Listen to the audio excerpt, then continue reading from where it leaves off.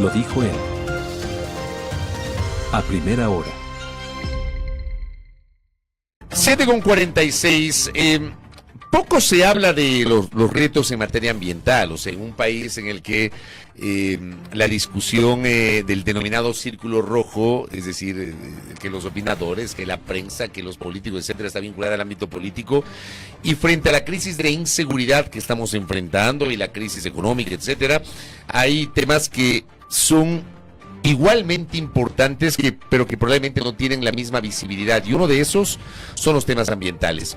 El presidente Daniel Noboa, en este nuevo periodo, finalmente ya principalizó a una nueva ministra del Ambiente, luego de que durante varios meses la cartera estuvo encargada, tras la renuncia de Inés Manzano, quien dejó Ambiente para ser titularizada como ministra de Energía.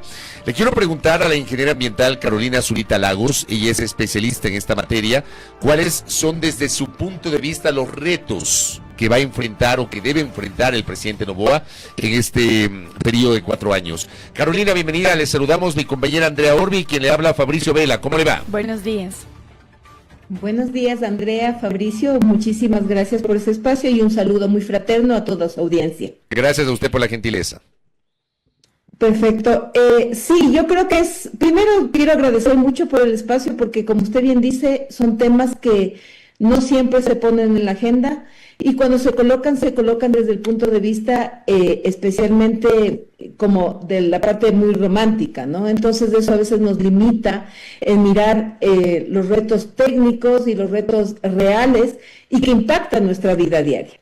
¿Cuáles creo yo que son los principales retos? Es justamente este sentido de romper con el discurso retórico que existe en los temas ambientales y establecer acciones reales, prácticas y concretas que puedan realmente mejorar la calidad de vida que tenemos los y las ciudadanas en el país.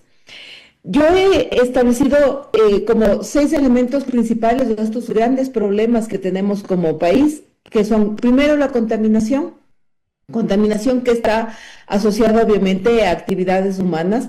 Sin embargo, de las contaminaciones creo que las más críticas y que vemos nosotros directamente las secuelas y somos como más conscientes, tiene que ver con el tema de los ríos.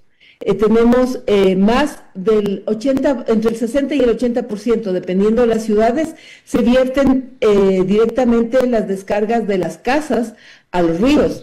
Tenemos un nivel de vertimiento también de ciertos tipos de actividades productivas o industriales. Entonces, los ríos de nuestro país se encuentran contaminados y tenemos una problemática específica ahí. La gestión de residuos también es un problema importante, ya que se recupera menos del 15% a nivel país para que pase un proceso de reciclaje, que no es una solución, o sea, porque a veces decimos ya, entonces que se recicle el 100%, no es en sí una solución, pero este es un indicador de que tenemos mucho camino que hacer. Tenemos un problema de que cerca del 20% de las ciudades vierten sus residuos a cielo abierto, en botaderos, o sea, como era Sambice en la ciudad de Quito hace muchos años. Entonces, esta problemática es importante. Habrá quienes me digan que acabo de mencionar 2 cosas que no dependen directamente del gobierno nacional, sino que tienen que ver con los gobiernos locales. Sin embargo, ya voy a tocar, pero el gobierno local es el gobierno nacional, perdón, es del ente rector. Y además tiene la potestad del control ambiental a nivel país. Justamente, perdón Carolina, justamente yo le iba a decir eso. Lo que usted acaba de decir se me anticipó cuando hablamos de las competencias de los gobiernos locales. Y tal vez le planteo un ejemplo muy cercano en el caso de Quito. Porque el año pasado se anunció una planificación por parte de la municipalidad para comenzar un proceso de descontaminación de los ríos, sobre todo el Machángara, en un proceso que podría durar algo así como 17 años. Pero termina siendo una competencia municipal, Carolina. Bien que me pones ejemplo, Fabricio, porque yo asistí el 2011 a otra declaratoria exactamente igual, de que se estableció un plan. En 2011. Sí. Hace 14 años ya se hablaba de esto.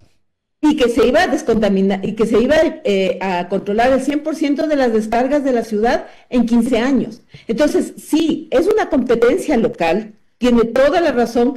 Sin embargo, el control, al Estado no establecer políticas claras de control ambiental, pasa esto. Entonces, habrá pasado, porque bien dice usted, hay una discusión todo el tiempo del tema político, pero lo que yo sí le puedo decir desde lo ambiental, lo político lo que hace es ir postergando las decisiones que se tienen que mantener. Entonces, como si somos maestros para este tema de llego yo y ahora yo tengo la panacea, voy a hacer una super solución, no quiero dar ejemplos específicos porque va a parecer que ataco gestiones, pero creo que es sumamente importante entender que aunque sea una competencia nacional, eso no justifica que no exista un control.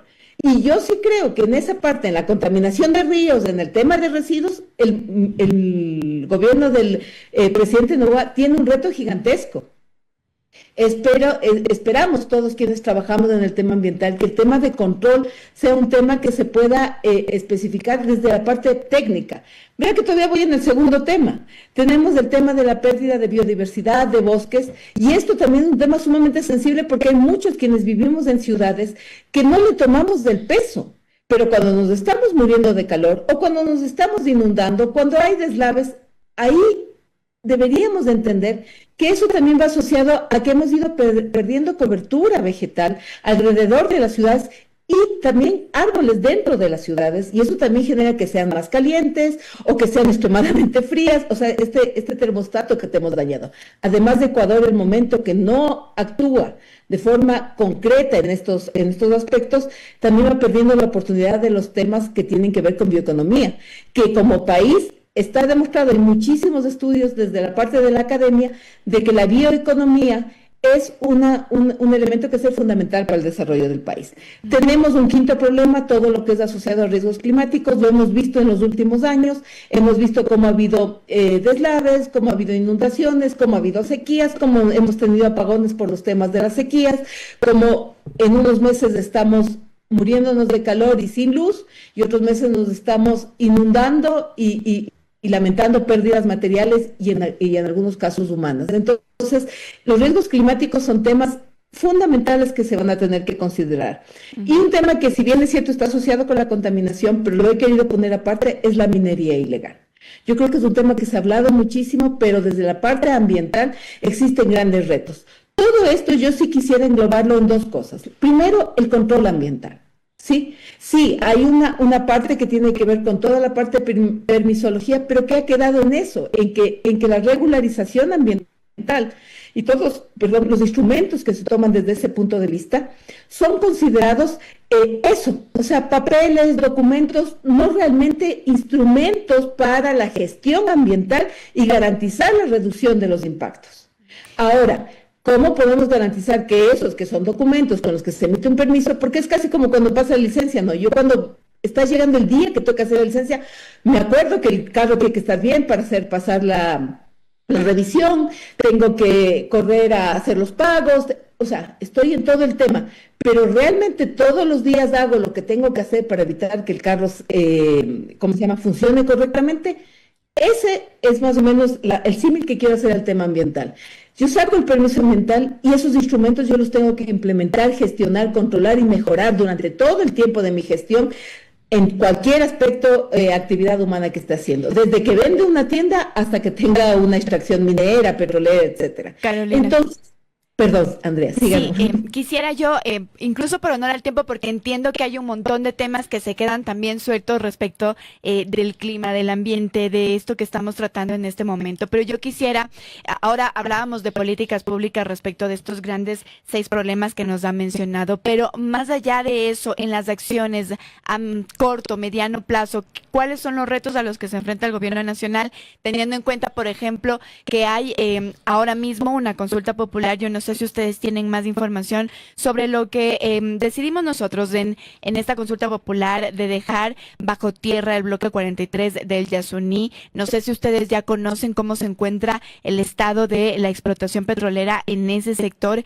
qué es lo que ha dicho el gobierno. Digamos, ese sería tal vez en el corto plazo algo que ya se dijo en las urnas que no se quería, y qué es lo que se está haciendo ahora mismo. Bueno, el tema específico del Yasuní yo creo que muestra justamente esta paradoja o esta pugna que es natural y necesaria con respecto a lo que se requiere desde el punto de vista económico y de lo que requerimos para garantizar nuestro bienestar como país, ¿no es cierto?, desde el punto de vista de cuidados de la naturaleza. Este proceso ha sido un proceso muy complejo, ya que si vamos a la parte legal, ha habido todos estos enfrentamientos desde el punto de vista que se debió hacer en un momento, que no debió haberse explotado, finalmente se hizo ahora la consulta y hay un proceso que se tiene que cumplir y se está buscando y encontrando todos los elementos para que ese cierre final de llave se postergue lo más posible. De hecho, ya mismo cumplimos el año de este tiempo que se tiene que hacer. Entiendo que la posición es buscar la alternativa de mantenerlo. Entiendo que las poblaciones cercanas están haciendo un apoyo fuerte para que se mantenga, porque obviamente yo creo que desde las ciudades no entendemos lo que significa vivir en la periferia, ¿no?, de los centros urbanos, y aún más cuando uno está muy lejano en la selva, cuando tiene un montón de necesidades. Entonces yo creo que es de eso la respuesta de las poblaciones. Entonces, esa es una acción concreta que tiene que el gobierno enfrentar. Es un gran reto que legalmente puede encontrar formas de mantener el campo abierto o encontrar algunos elementos. Sin embargo, vuelvo al tema. Nosotros, ¿qué queremos como país? Yo creo que ahí está el reto mayor. Nosotros necesitamos dos cosas para realmente aterrizar los temas ambientales y que no queden así como pasó en el ITT, se hizo la consulta y quedó al margen. El primero es realmente generar espacios de diálogo, y ese sí es un reto para el gobierno y para la nueva ministra, que esperamos que se generen estos espacios, porque hay muchísimos temas, como hemos hablado ahorita, que se tienen que conversar. Y el segundo, que es uno de los que yo sí reitero y que no se lo habla, que es el control ambiental. Actualmente el control ambiental desde el Estado es 0 o 98% no existe control ambiental, ¿ya? Entonces, ese sí es un tema importante. Y hay que decirlo, en el país, dentro de lo que establece la Constitución, se podría y se debería haber generado la superintendencia de ambiental. Sin embargo, eso todas las veces que ha habido la propuesta en la mesa, yo no estoy hablando de ahorita, estoy hablando desde el 2009, todas las veces se lo ha sacado. ¿Por qué? Porque existen muchísimos intereses con que no existe este control. Y yo creo que en vez de tenerle miedo al control, deberíamos empezar a verle la necesidad. Y los ciudadanos tenemos que exigir que exista este control. Por si después nos preguntamos por qué está contaminado el río, por qué hay el deslave, por qué no pasa esto, por qué. Solo en las situaciones, el mismo tema del derrame de Esmeraldas. O sea, todas estas cosas que pasan, y el tema ambiental sigue siendo muy amplio, y yo sé que en estos tiempos no alcanzamos a explicar todo, pero sí quisiera que queden esas ideas sumamente claras. O sea, puede haber necesidades específicas o muy políticas como las discusiones asociadas a la minería o a hidrocarburos, pero hay temas que nos están afectando en la cotidianidad y que nos están afectando directamente. Cuando hablamos de desnutrición infantil, estamos hablando de agua contaminada que no es accesible para las personas, porque si los ríos estuvieran en buenas condiciones, los niños podrían acceder a agua en buenas condiciones. Entonces, el control ambiental es un tema fundamental. ¿Cómo hacerlo? Hay un montón de formas que se deberían hacer, pero se tienen que actuar inmediatamente. No necesitamos mucho más normativa, lo que necesitamos es que se pueda controlar los estándares que ya estamos definiendo. Entonces, yo creo que es importante que lo podamos ver de esta forma. Carolina, y lo último, hay una realidad que usted también lo había mencionado, y es el hecho de que al menos el 50%, si no es más, de cantones del Ecuador, tenemos 222 cantones a partir de este año, con la incorporación de Sevilla, Don Bosco y Morona, Santiago, que se convierte en el cantón 222 del país. Tenemos un grave problema de la persistencia de botaderos de basura a cielo abierto. ¿Cómo está esta situación, que es otra problemática que evidentemente enfrentamos en el Ecuador, Carolina? Bueno, el tema de residuos es un tema sumamente complejo. Como le estaba comentando, nosotros tenemos que aproximadamente el 20% de o sea, hablando de 222 cantones, serían 44 cantones tienen botadero a cielo abierto. De esos 222, tenemos más o menos 150 que tienen celdas emergentes como gestión de residuos sólidos, y las celdas emergentes se supone que son temporales, pero en nuestro país las cosas temporales o de transición se vuelven naturales o normales, o sea, empezamos a usarlas como que fueran la cotidianidad. Entonces, estas celdas ya están superando sus capacidades, etcétera. Adicional, tenemos 110 más o menos municipios que tienen relleno sanitario, y de esos más del 60% no tienen todas las condiciones técnicas. Entonces, en lo que es disposición final, existe un gran problema, pero en esa parte nosotros tenemos que tener clarísimo que el reto no es solamente cómo voy a disponer, sino cómo voy a evitar generar tantos residuos, porque el territorio es finito. No es suficientes espacios para que sigamos enterrando residuos. Entonces, este concepto de recuperación de los residuos es importante, pero el más importante y el reto fundamental es desde el punto de vista de cómo vamos a empezar a consumir diferente y a rediseñar los productos. De ahí viene el tema de la oportunidad de la circularidad, que en el país es una retórica. Actualmente es un discurso muy bonito, se están haciendo acciones, pero puntuales. Realmente no existe una política, aunque existe ley, aunque existe reglamento, aunque existe estrategia, no existe una política que realmente podamos decir, no, tenemos claramente los indicadores y el camino trazado de cómo vamos a llegar a una circularidad, y que podamos realmente dejar de tener tanto residuo y tanta necesidad de dónde colocarlo, porque finalmente quedan. Yo creo que es obvio, por mucha gente que me debe estar escuchando, han visto cómo los residuos están en las carreteras, en las ciudades, en las quebradas, en los ríos y en los mares. Correcto, Carolina. Gracias por estos minutos para justamente conversar sobre los temas ambientales. Como decía yo al inicio, hay que hablar de estos temas, aunque no están permanentemente en la discusión, pero es muy importante, y usted nos ha dado alguna panorámica sobre esta necesidad de una articulación desde el ente rector con los gobiernos locales, que también tienen sus competencias a nivel de sus respectivas jurisdicciones. Carolina Zurita, un abrazo a la distancia, muy gentil. Buenos días, Carolina. Muy amable, gracias. Gracias a la ingeniera ambiental Carolina Zurita Lagos, aquí en A Primera Hora. Primera plana. Todas las noticias, todas las voces.